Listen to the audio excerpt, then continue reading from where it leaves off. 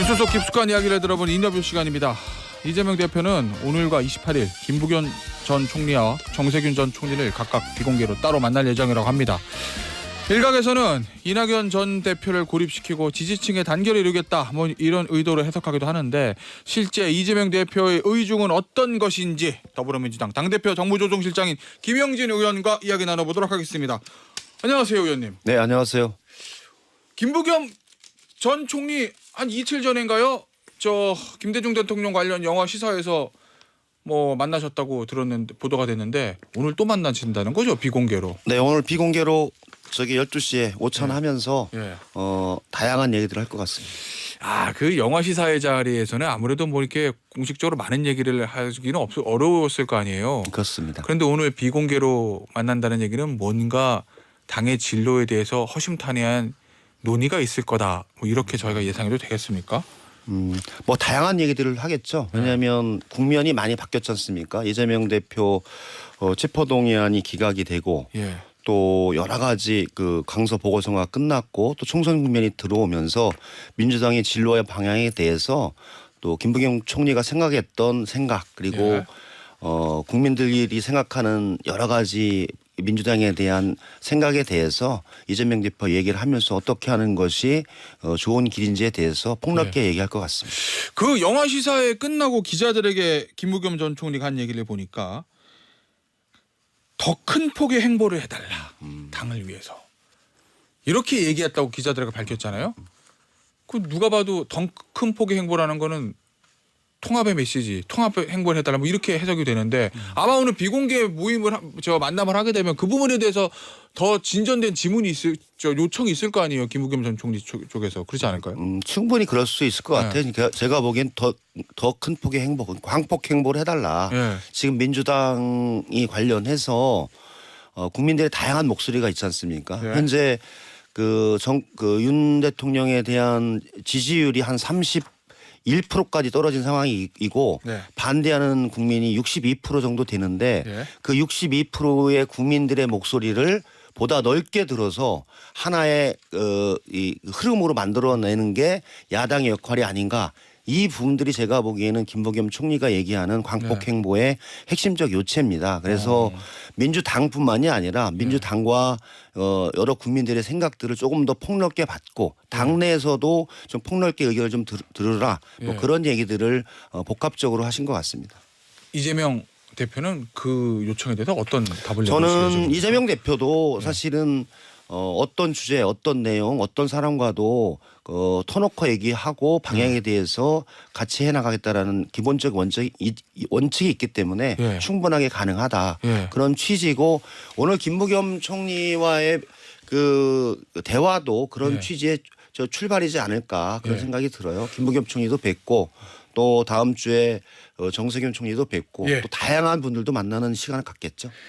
의원님, 한때 삼총리 연대설 이런 것도 잠시 있었잖아요. 근데 그 삼총리 중에서 오늘 김부겸 전 총리, 다음 주에 정세균 전 총리를 만나는데 사실 그 두 전 총리는 움직임이 있는 건 아니잖아요. 정치적 움직임이. 근데 지금 사실은 제일 중요한 신당을 차릴 수도 있다라고 공식적으로 얘기한 이낙연 전 대표의 만남은 준비되고 있는 것이 없어서 저는 충분하게 이낙연 전 총리하고도 만날 수 있다라고 봐요. 그런데 조금 생각할 부분이 있지 않습니까? 이낙연 총리께서도 사진 찍는 방식으로는 만나지 않겠다라고 입장을 표명하셨기 때문에 그럼 어떤 방식으로 만나고 어떻게 얘기해야 될지를 조금 더 좀 숙려하고 고민해보고 준비하는 과정도 좀 필요하지 않을까라는 생각이 들어요. 그래서 좀 시간을 갖고서 한번 지켜봐야 될 것 같거든요. 왜냐하면 이낙연 총리께서도 저는 신당을 차리겠다라고 말씀을 하셨지만 과연 그렇게 갈 수 있을까라는 의문도 있는 거예요. 왜냐하면 이낙연 총리는 사실은 민주당과 함께 모든 정치 인생을 해온 총리 아닙니까? 비록 제가 보기엔 민주당이라고 하는 현재 당이 총리께서 바라보시기에 적절하지 않은 부분도 있지만 과연 이 배를 민주당이라고 하는 항공모함을 깨고 나갈 것인가에 대한 문제는 또 별도의 문제라고 보고 있어요. 그래서 신중하게 서로 판단하고 고민할 필요가 있다 그렇게 보고 있습니다.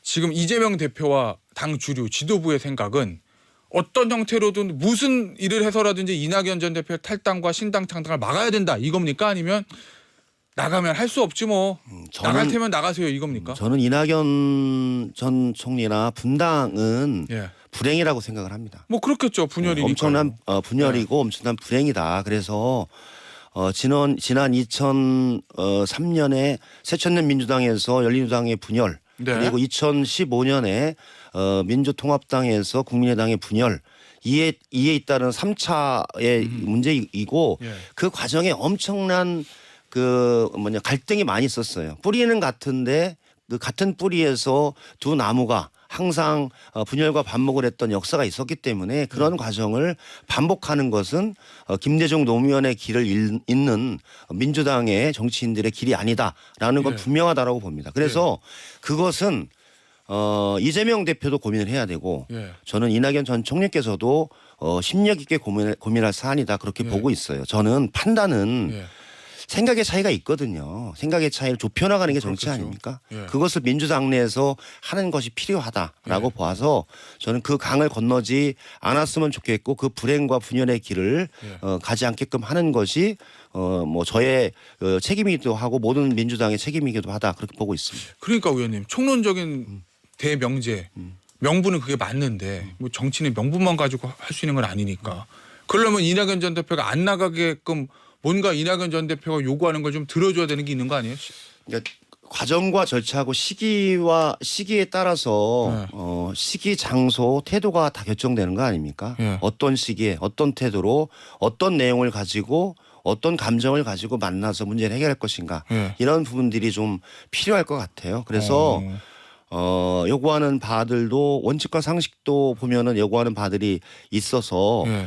충분하게 같이 고민하고 같이 할 길도 있고 예. 또 그러나 이재명 선서태를 전제로 해서 대화를 하게 되면 대화가 안 되는 부분도 있고 예. 그런 현실적인 문제가 있지 않습니까? 예. 그래서 저는 충분하게 논의했으면 좋겠다라는 생각입니다. 아니 제가 계속 그 질문을 드리는 이유가 제가 궁금해서 그런 건데 이낙연 전 대표가 신당 창당의 가능성을 높이고 있는데 이재명 대표 측에서 나오는 메시지가 별로 없고 오히려 그저 의원들 100명 넘는 의원들의 연서명을 통해서 좀 강한 톤의 일종의 이낙연 전 대표에 대한 비난 메시지들만 나와서 과연 당 지도부와 주류는 무슨 생각을 하고 있는 건가 이낙연 전 대표의 탈당 여부에 대해서. 제가 방금 전에 말했듯이 민주당은 김대중 노무현의 길을 가야 된다. 네. 그리고 분열해서 62%의 불만, 62%의 그 윤석열 정부에 대해서 반대하고 비판하고 새로운 길을 열어줬으면 하는 국민들의 뜻을 네. 받아내는 제1야당의 길을 가야 된다는 원칙이 분명하고요. 네. 저는 초선의원들 중심으로 그런 서명들이 네. 보시기에 불편할 수도 있지만 예. 실제로는 다수의 민주당 당원들의 생각도 예. 비슷하다. 아하. 더 이상 예. 민주당의 정치 지도자들이 분열하고 반목하는 형태로 예. 가서는 안 된다라고 하는 아마 뜻을 표현한 게 아닌가. 그래서 적절하게 의사를 표시하는 방식으로 마무리되지 않을까 그렇게 보고 있습니다. 의원님, 이 저 당대표 정무조정실장이시니까요. 여러 가지 막 전략적인 고민들을 하실 거 아니에요. 최후의 경우에 이낙연 전 대표가 나간다 하더라도 그 세는 약할 거다. 만약에 나가도 민주당 이재명 대표 간판으로 총선 치르는데 문제 없다. 뭐 이런 계산도 하고 계신 건가요? 지금은 최악의 경우에? 지금은 그런 상상은 하고 있지 않습니다. 그리고 그래요? 예. 그런 가정은 저는 일어나기 쉽지 않을 것이다라고 보고 있어요. 예. 왜냐하면 결국 못 나갈 거다. 아니, 못 나가는 게 아니라 저는 그런 선택이 예. 그 다수의 국민들이 원하는 바일까 그리고 민주당을 지지했던 사람들의 방향대로 그게 가는 것일까에 대한 본질적인 의문이 있고요. 예.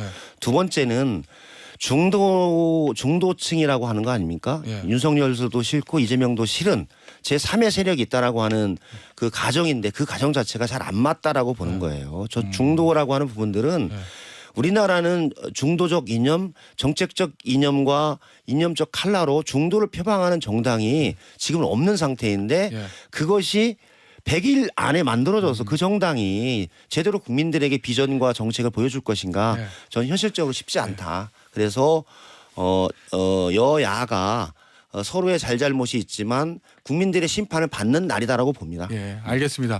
그 얼마 전에 그 언급하셨어요. 2월 말 3월 초쯤에는 예전에 2020년 총선 때 이해찬 대표 그다음에 이낙연 선대위원장 모델이 좀 도입될 가능성도 있을 수도 있다. 이렇게 애둘러 말씀하셨는데 그 현실성 있는 얘기입니까? 아니면 그냥 머릿속으로만 가지고 계시는 하나의 그림이에요?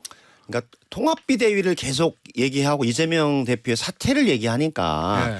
그런 전제 조건으로는 제가 보기엔 대화하기는 쉽지 않다. 네. 민주당이 승리하는 길을 어떻게 만들 것인가를 판단해 보자라는 취지고 두 번째는 제가 얼마 전에도 이 자리에서 얘기했었지만 이재명 대표만으로 총선에 승리할 수 없다라는 것도 사실이고 예. 그러나 이재명 대표 없이는 더 총선에 승리할 수 없다. 그렇기 때문에 이재명 대표와 또 이재명 대표를 비판하는 아니면 넓게 존재하고 있는 반윤석열 세력들이 같이 잘 모여서 총선을 승리해야 된다. 그런 취지를 서로 이해할 필요가 있다라고 보는 겁니다. 그렇지 않고 일방의 주장을 하게 되면 그것은 원심력이 강해지는 형태고 그것은 국민의 뜻과 민주당을 지지하는 국민의 뜻을 저버리는 행위이기 때문에 올바른 정책 선택이 될 수 없다라고 보고 있어요. 알겠습니다. 아직 뭐 공천 전국이 시작된 건 아닌데 벌써부터 이야기는 좀 나오는 것 같아요. 이제 친명 이른바 친명이라고 불리는 원외 인사들이 도전하는 그 지역구에 여러 가지 좀 잡음들 나오는 것 같은데 어제도 언론 보도 보니까 뭐 친명 의원들이 있는 곳에 도전하는 반비명 원외 인사들 뭐 공천 부적격 판정 받은 거 가지고 이런저런 얘기들이 나오는 것 같거든요. 그건 어떻게 저희가 봐야 될까요? 저는 지금 공직 자격 후보자 심사 기간 아닙니까? 예.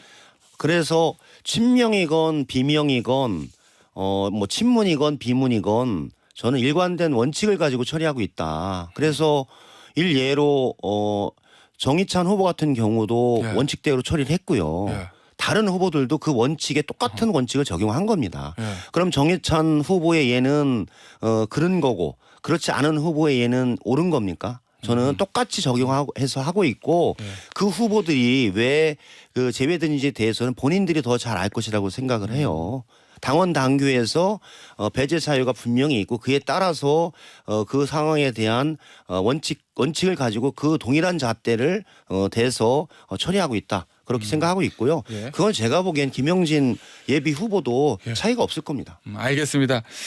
이 송영길 전 대표가 구속이 됐는데 그 부분에 대해서 민주당의 입장을 묻는 질문에 권칠승 수석 대변인이 개인 문제에 대해서 당이 공식 입장은 없다 이렇게 얘기했거든요. 근데 이거를 개인 문제로 볼 수 있을까요, 의원님? 이게 전당대회 과정에서 일어난 일이고 아무리 탈당했어도 송영길 전 대표라고 하면 모든 국민들이 민주당의 대표 이렇게 인식하고 있는데. 뭐 대표님께서 그렇게 말씀하신 뭐 취지도 있는 거고요. 예. 뭐 저는 제가 그 송영길 대표 하는 시기에 사무총장을 했던 사람 아닙니까? 예, 물론 전당대회 기간은 아니고 예. 대선 시기에 사무총장을 했던 예. 사람이고 송영길 대표와 오랫동안 대화를 했던 사람입니다. 전당대회 과정은 사실은 당의 공식적인 과정은 아니거든요. 한마디로 그때 후보자가 3명이었지 않습니까? 예. 송영길, 홍영표, 우원식 이렇게 해서 3명의 후보들이 경쟁했던 과정에 아주 비공개적인 절차와 과정에서 이행됐었던 불미스러운 얘기였죠. 네. 일어나지 않아야 되는 사건이었고 그것에 대한 사법적인 판단을 받았기 때문에 그에 대해서는 결론적으로 저는 민주당의 구성원의 한 사람이 그렇게 됐던 부분에 관해서는 국민들께 솔직하게 죄송스럽다 그런 입장이 있어요. 그런데 두 번째는 예.